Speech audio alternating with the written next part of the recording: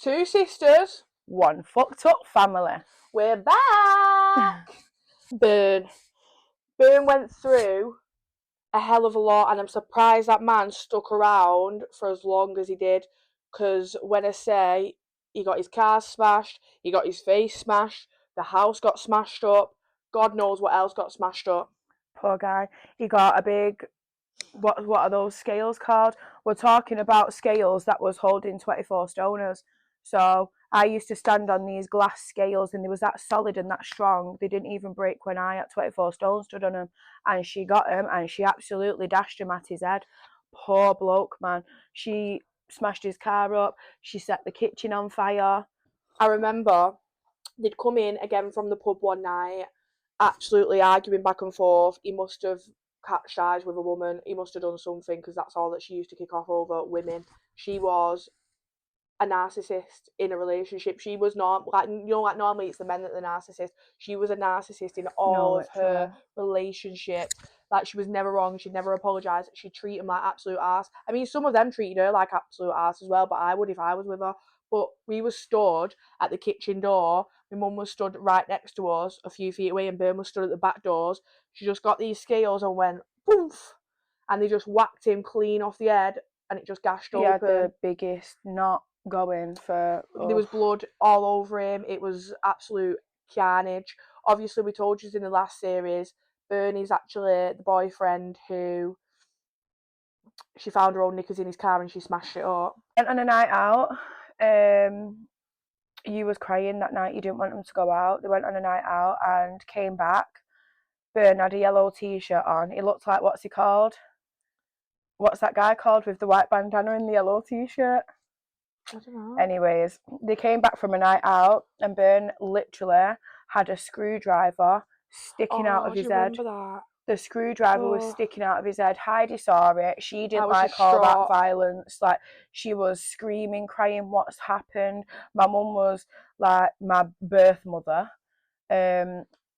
She was taking her heels off, taking her dress off, putting pants on, like putting trainers on, ready to go back out and start ramping and fighting with this woman who'd called her a slag, apparently. So because this woman had called her a slag, she'd battered this woman, and then because she battered this woman, Bern was trying to obviously protect my mother, so this woman's fella had got involved, started fighting with Bern, and poor Bern always got the brunt of it, and he turned up at home with a screwdriver hanging out of his head. I think I remember vividly, they lived on the street down the road from us. Yeah, they did. And in the midst of all this fighting, did Bern not get dragged into the house, the door shut, and they absolutely tore him a new arsehole while because she was fighting with the woman outside.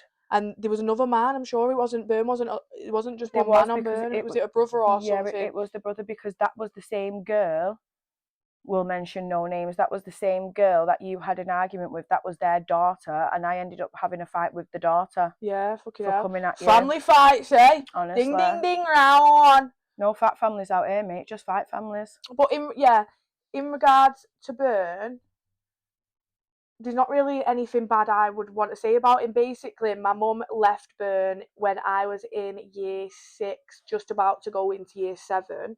And I remember the day she sat him down on the couch, said she was leaving him for someone else. Bearing in mind, by this point, so year 7, he'd been with us about 8 years. He'd lived with us for 8 years, been with us for 8 years. And then one day, in this time, she wasn't faithful to him, may I add. She was in and out all the time. Bern would be babysitting us, and she'd be out meeting this one, that one, the other one. Like, she was not faithful to Bern, but he still stuck around no matter what she treated him. She was the love of his life. And I mean, the love of his life. He would have done anything for that woman. I don't know why, even till the day he died, he would have done anything for that woman. He put her on a pedestal up here. And I remember coming in from school and he was crying his eyes out on the couch. And sad man. I was like, what's wrong? And he said to me that basically he needed to go back to his original town of St. Helens because he couldn't be around my mum. He couldn't live in Haywood anymore because he's going to end up killing himself, basically. Because he couldn't live without her. Like, they was fully trauma bonded. That man was trauma bonded. Yeah, he was. To my birth mother. Like, he was really trauma bonded because she didn't treat him nicely. Unless, I actually don't know, but she did not treat him nicely whatsoever. There was nothing to actually like about her. I feel like he was just an old man. And because he was a lot older and she was a younger woman, like, He that was was the the sorted one, catch. That was the catch. Like, he's never going to walk out and get another younger woman because there was a big age difference between them. We're talking like 30 odd years. Yeah, all my mum's partners have all got like a 20 to 30 year age gap. Like, she does not like, she likes the older wrinkle winkle kind of men. Must be something about him. So yeah, Byrne left when I was in like year 7, and at this point, when reading back through my childhood records, I forgot bits. But I used to stay with Byrne. Left at the end of year 7, and he used to drop me at school, pick me up from school. Social workers come round and said to me, like, they thought it was weird that I'd prefer to be staying at Byrne's and not my mum's. I'd stay there like 5 days a week. And they said, why do you like staying with Byrne? And I said, because he gives me money. But obviously, as a girl in year 7 wanting to go out on the weekends with her mates, probably did used to like going there because he gave me money. But I also appreciate and will always be thankful that that man was in our lives, because in a way he saved us a little bit as well.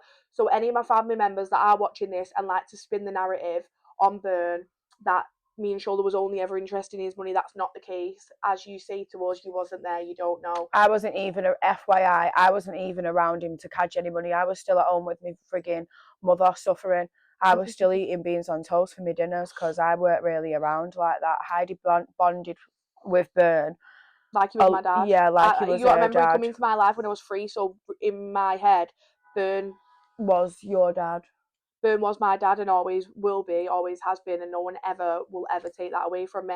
Which is obviously, Byrne passed away in May, on the 7th of May, just before. I remember the phone call I got in the morning from a family member to say he'd passed. And honestly, in a way I was sad, but I was also happy because he was suffering so bad. He wasn't the Byrne that I remember. He was skinny, he was in a care home and he got dementia. And unfortunately, that was the last time we obviously saw our mother as well. So we've had no contact now for 4 years. It'll be 4 years in February. And obviously she went to the funeral because she was very much in his life, just as we was. We used to see him in the care home. So as I was saying before, I went off track. Family that like to spin the narrative that we didn't see Byrne as he was dying. Saw Byrne all the time when I used to drive past his care home on the way home from work, so we'd always pop in and see him. The kids went to see him, our children. We all got to say our last goodbyes. Until, so like she's saying, she's digressing again, they like to spin the narrative that, oh, well, you only went to see him for money because you didn't even bother otherwise. No, we tried, and our birth mother got on that phone and phoned that care home and said, under no circumstances, because I'm his power of attorney, do you let Shola or Heidi come to that care home and see him. And because she was the power of attorney, she had the last say, so that right got taken away from us. So he wasn't allowed to see us, even though he was asking for us and the grandchildren. We wasn't allowed to go to the care home and visit, and if we rung up, they basically lied to us on behalf of our birth mother without knowing the kind of person she was, because she'd gone to them to tell them we was bad people, and we didn't give a shit about him, basically. But if we didn't give a shit, we wouldn't have been fighting to see him. But anyway, we fought, and in the end she gave up and she said they can see him. But that's what I mean about she's a narcissist and the control, because she knew that we was no longer in her life and the only attachment we still had to each other was Byrne. So to use that as control, she'd ring the care home. No, they can't see him. Yeah, they can see him. No, they can't. And it was always her. We've always, all of our life has been a yo-yo. If she's got the control, that's her on the winning end of the cycle. Like, she does like that control and having something over you. Like, that's when she's her happiest.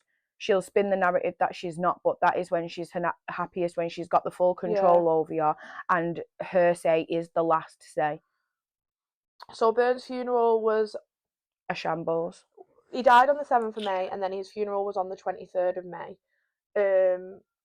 Just before he passed, there was a rumour within the family that someone lied on Byrne's name. I'm not going to go there, I'm not going to go into it, because this is mine and Shola's life story, and as much as our family like to think this is about them, and we're going to put all them in it, it's not about them. So we're not mentioning no names, but rewind. This wasn't actually a rumour.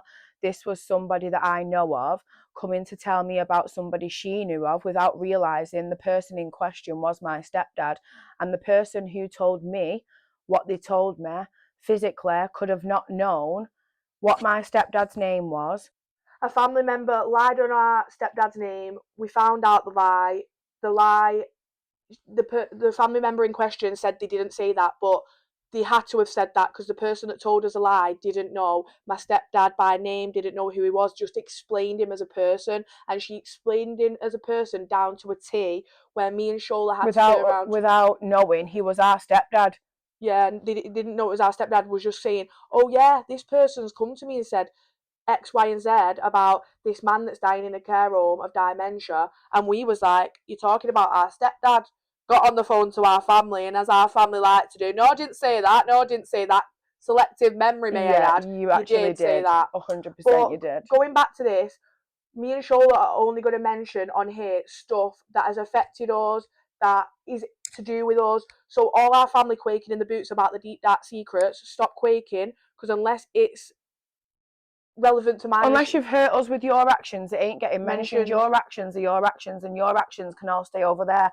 But if those actions have affected us or hurt us, they're being spoke about. Otherwise, stop shitting yourself, because ain't nothing else getting spoken about unless it's hurt us. And if it's hurt us, we've got a right to speak about it. Yeah, we've got a right to speak our truth. That's all I'm going to say on the matter. So yeah, someone made an accusation, a lie against Byrne's name, and also a family member that he had nothing to do with, he didn't care for, he didn't really give a shit about, and I'm just being honest because the man spoke to me on several occasions about my family and said what a fucked up mess it was and how we can't stand half of them.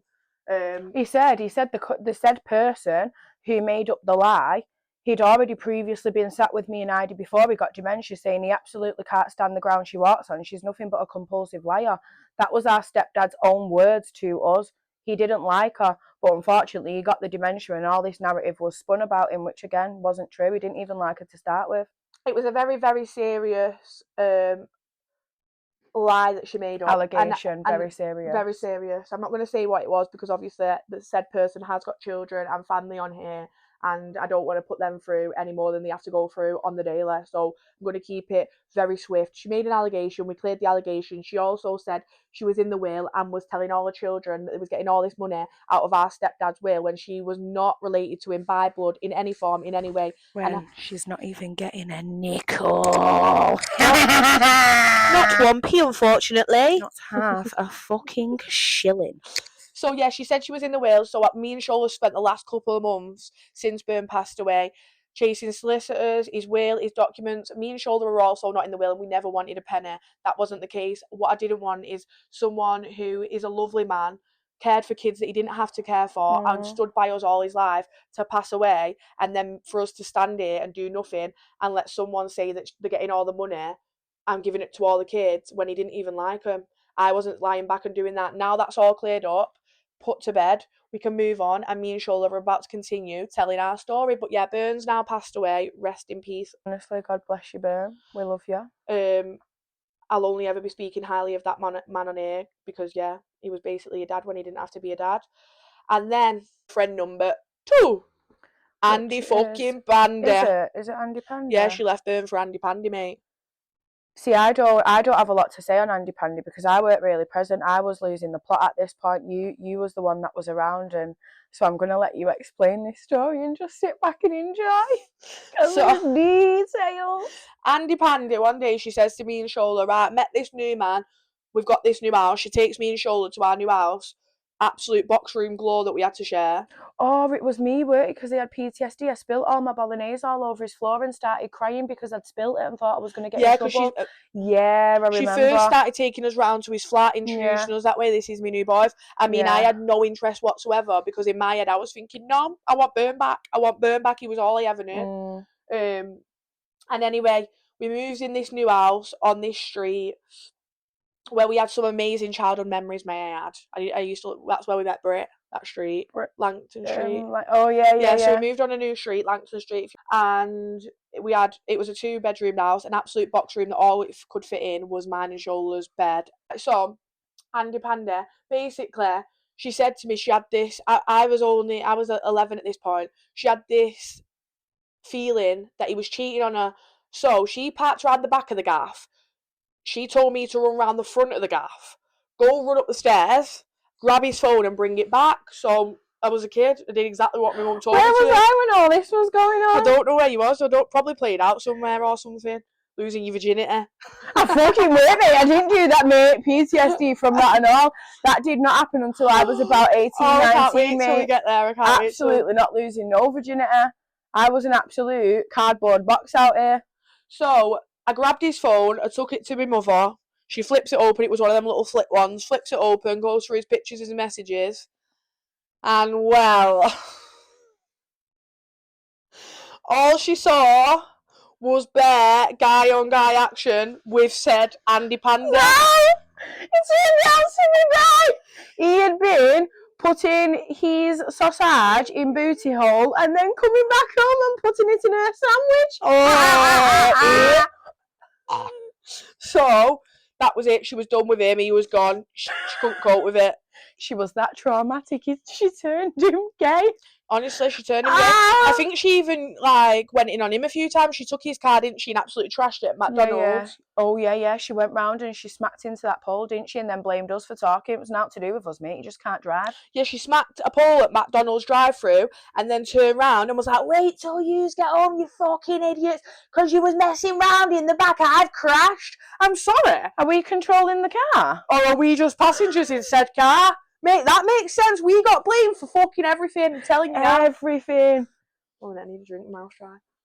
Her taking accountability was basically taking accountability after blaming us. It happened. She'll take accountability, but it happened because of us.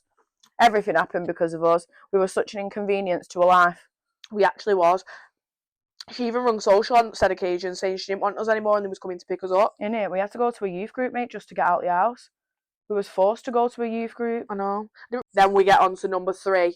Bear in mind, these men, she would meet them and me and be with them, date them for 1-2 weeks, and that's it. They'd be moving in. There was no like long period. There was nothing to get to know what kind of men these were. Like, we was put at risk after risk after risk after risk after risk.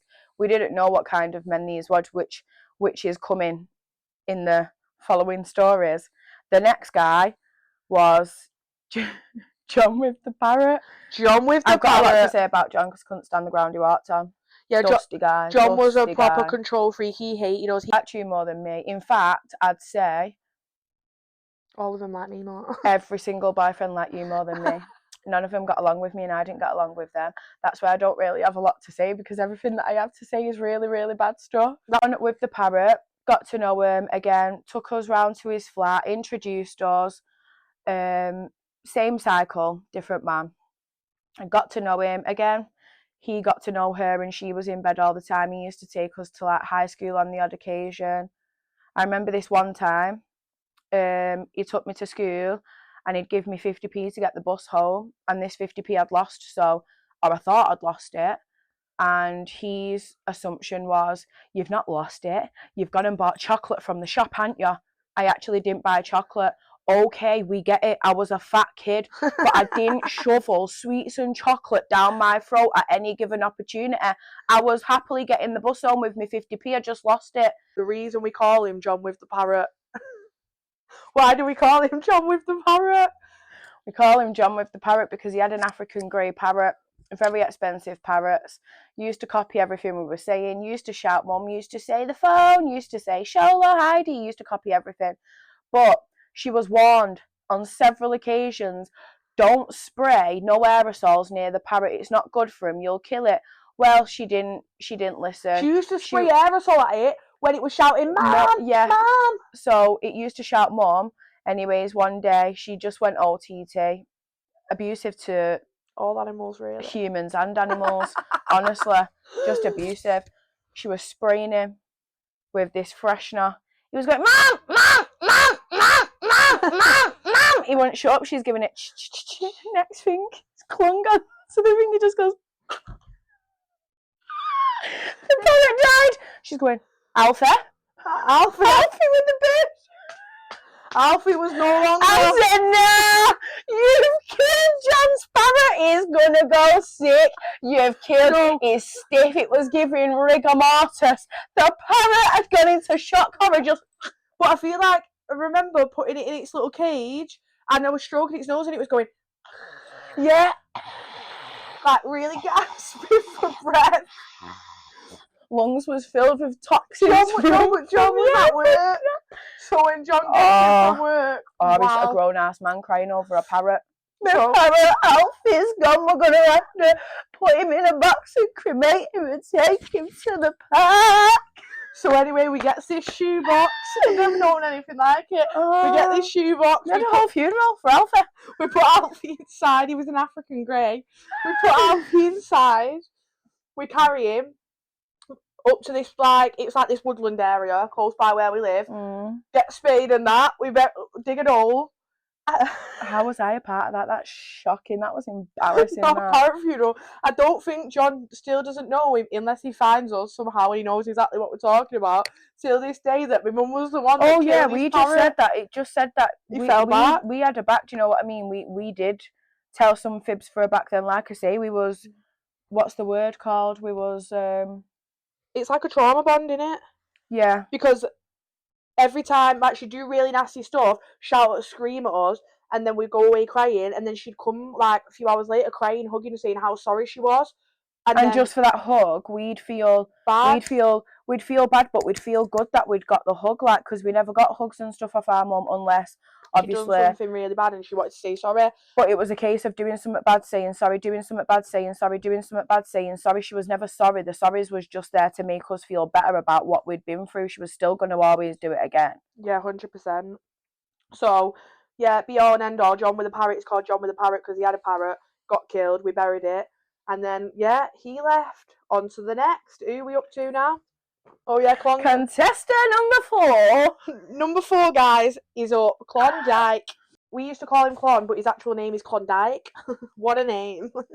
So, Klon was a southerner from London that used to drive lorries, and he was actually really lovely. I don't think he had a bad bone. He wasn't nasty. He was really lovely. No, he didn't. Again, just another man that was besotted with my mum. She must have had some magic something, because let me tell you. Some magic souls. Yeah, she drew these men in like she was fucking God's gift. Like, she really drew them in.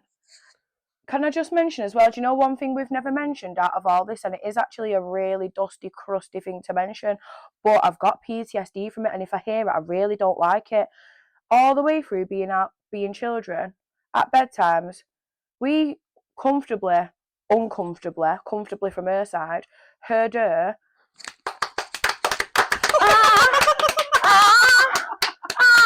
I'd be like, I can hear it, shut up, it's disgusting. Literally, start naked out of the door. It's my business, it's my house, and I'll do what I want. Get some earplugs, claret everywhere. Smell of claret and fish filling the hall. We'd be like, ugh. Dusty mate, who wants to listen to the mum getting beat out every single night by a different man? It's hanging. I'm traumatised for life, mate. No wonder I don't like men. No wonder I'm here by myself. So Klon was a lovely southerner, but apparently they had this weird fetish thing in the bedroom where he liked to dress up as a schoolgirl. I was in year 8. I didn't even know what was going down. And then when we found the pictures on the laptop. Well, no, get me a bucket now. Not the pictures. It was giving woo frame on swing the lot, mate. Dusty woman. So Klon had this, apparently, this fetish with my mum dressing up as a schoolgirl. So when I got home from school, when she got with Klon, everything changed. She was like, right, straight upstairs, get out uniform. And really picking on you as well, and you weren't even one of them to like roll your skirt up. You did. I was a nerd, mate. You had your quirky style. You had you was going through that emo Masha kind of phase where you wore the fishnets with your school skirt and like your big boots and stuff, but ugh. Yeah, so apparently I wasn't allowed to wear my uniform around him because he had this fetish of her dressing up as a schoolgirl and she didn't want him looking at me that way. Now, I genuinely don't believe Klon ever did. He was never pervy, he was never weird, he never looked at me in a type way. He was just a nice, genuine guy, I thought. But if you believe that in your head, if I had a man around my child that I thought was looking at my kid in a provocative way, they would be gone. Exactly, you simply wouldn't have him around your child, like make it make sense. Because she was always put men before her children, the men didn't have to change their ways. We had to change our ways. So I wasn't allowed to dress a certain way. I wasn't allowed to wear my uniform around him. And like Shola said, at the time I was going through a phase of wearing denim shorts with tights. I was stopped wearing them because apparently it was showing too much leg. She was really bothered what I wore around this man for whatever reason. She was always jealous of you with a good, not even just him, a good few men. Like, this is a factual example. We got of the age of where we could start going out, and we'd walk down the stairs, and without a shadow of a doubt, I still to this day, and I'm 31 years of age, cannot remember a single time my mum gave me a compliment. We'd both walk down. Fair dues, I was a bigger girl, but I'd say I was still a pretty big girl. I didn't. Yeah, look you horrible, was. I always said that. mean? You always was a pretty big girl. So I'd have all my makeup done. Obviously, there was a certain kind of dress sense I followed because I didn't like to show my arms. I didn't like to show my legs. Like, it was quirky. It wasn't really all that, but I didn't look ugly. Like, I did all my makeup and thought I looked pretty. And Heidi'd come walking down the stairs. She'd be like to Ida, "Oh, darling," and another lady, my mum, one of my mum's old friends, who again, that is someone else who she's got no contact with now because her friend very realised much still in our life. She's still in our life. She's actually my child's godmum. Yeah, like she'd be like, "Oh," to a friend, "Oh, doesn't Heidi look beautiful? Honestly, darling, you look so beautiful tonight."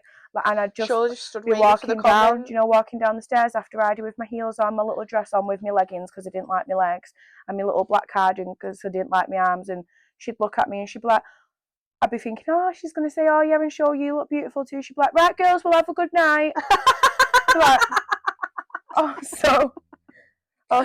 don't look nice then. I told you look nice. You did, but she was always embarrassed of me. It was very clear she was embarrassed of having a fat daughter. But hang on a minute, you technically made me fat because you were shoveling food down my sister's throat, as we previously spoke about. So that's how I got fat. But the audacity of you to compliment one of your daughters and the other daughter over here who clearly had some kind of perception of myself, who needed that compliment more than anything. Yeah, you did. She'd just leave me hanging, and